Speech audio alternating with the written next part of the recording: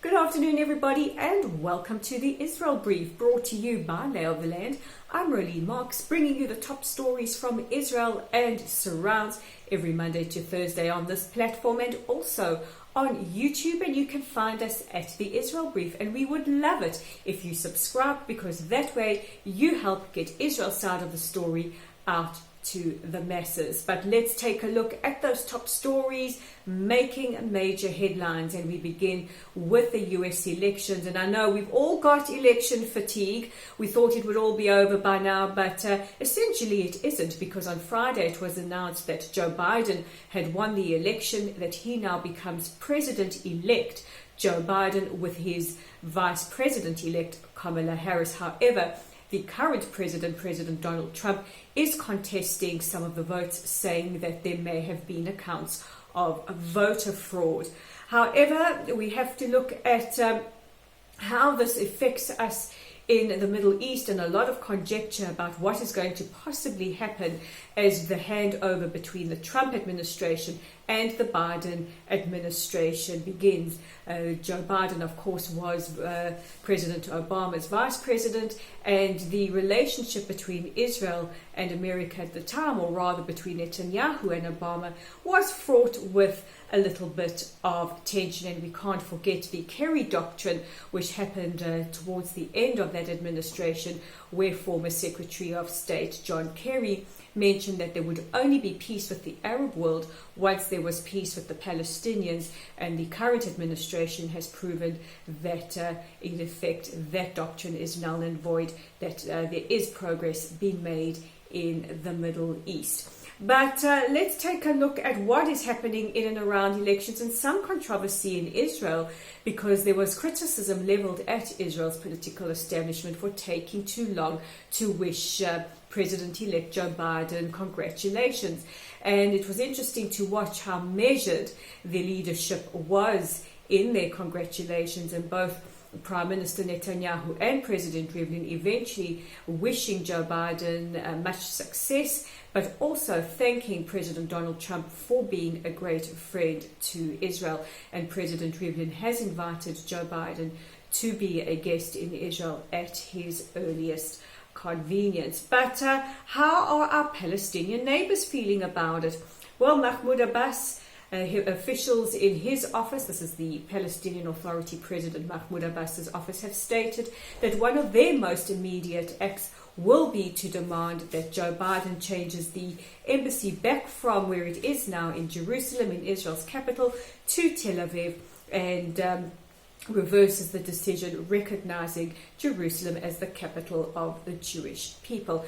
And this might be the right time to remind President Abbas that the item number one on President-elect Biden's agenda is dealing with the COVID-19 global pandemic. That is his first area of operation, and that is his first priority. So President Abbas, you'll have to wait a little longer.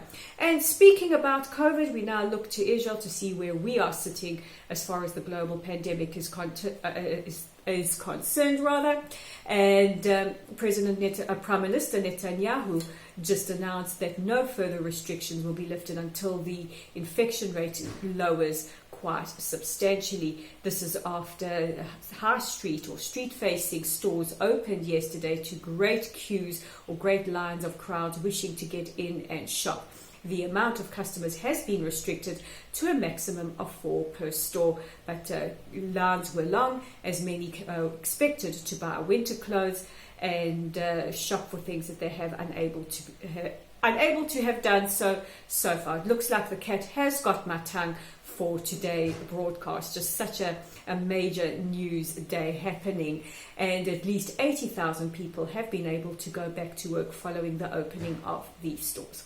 And just in the last hour, it was announced by pharmaceutical giant Pfizer that in their results through their massive clinical trials, they have found that at least 90% of people are responding to the vaccine as opposed to the placebo, and that at least 9 out of 10 people who were jabbed with the actual trial vaccine have been able to not catch the virus. And we're really holding thumbs that this could be a possible solution. So watch this space. Does Pfizer have the coronavirus vaccine? We certainly hope that either they or somebody else does.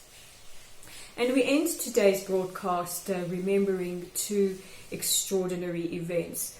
The one is, as of tonight, we will commemorate Kristallnacht. This marks the pogroms against Jewish people in Germany and in the Sudetenland in 1938, when hundreds of synagogues, Jewish businesses, Jewish hospitals, Jewish schools were looted and destroyed, and at least 30,000 Jewish men rounded up and sent to concentration camps.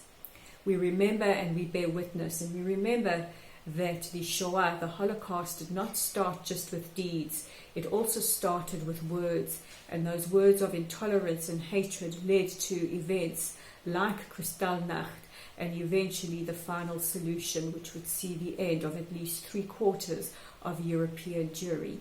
And we ask you tonight to pause and to remember the horrible events of the 9th and the 10th of November 1938. And we also this weekend lost a giant of the Jewish world, Rabbi Lord Jonathan Sacks, who was the former chief rabbi of the United Kingdom and the Commonwealth, passed away on Saturday morning, on Shabbat, due to his illness, which was cancer. Rabbi Sacks was an absolute giant of the Jewish world, a real titan of dignity, morality, faith and inspiration. Many of us around the world were touched by his ability to speak. He was a phenomenal orator, and many of us believe that he wasn't just the chief rabbi of the United Kingdom or the Commonwealth, but really the chief rabbi of world Jewry, our greatest ambassador to the rest of the world. And tributes have poured in from around the world, from people of all faiths, including Muslims against anti-Semitism, and His Royal Highness Prince Charles, who said, and I think he expressed the will of us all, that this tremendous towering intellect, this beacon of morality, will be missed more than words can say. And our sincere condolences to his family, and may his memory be for a blessing. Those are the top stories making headlines today, but don't forget you can check out our original content on our website at www.layoftheland.online. You can read Stephen Schulman's article, which takes a look at the current political climate. Is it wokeism? Is it intersectionality? Read his article, you decide. It's also up on our Facebook page. If you haven't joined our community, give us a like, give us a follow, share our content. We really appreciate it when you do. Interact with us on Twitter at @LayOfTheLand5, and don't forget to click that big red subscribe button if you are watching on YouTube. Do it right now, and look for us on YouTube if you haven't. So with the Monday edition of the Israel Brief, and with my tongue back in my mouth, I'm Rolene Marks. We'll talk again tomorrow.